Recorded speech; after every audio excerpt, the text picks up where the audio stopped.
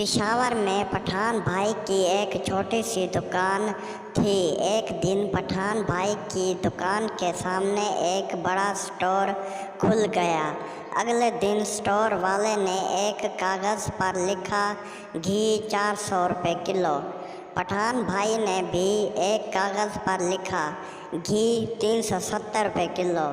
اگلے دن اسٹور والے نے 340 روپے کلو لکھا۔ پٹھان بھائی نے بھی لکھا گھی 300 روپے کلو۔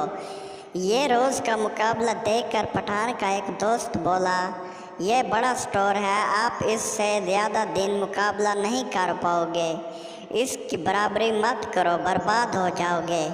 پٹھان بھائی نے دوست کو سر سے لے کر پاؤں تک دیکھا اور کچھ نہیں بولا۔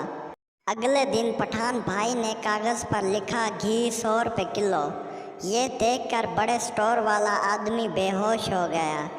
ایک آدمی آیا، خان صاحب کو 500 روپے دیے اور بولا 5 کلو گھی دینا۔ پٹھان بھائی بولا، بھائی گھی ختم ہو گیا ہے۔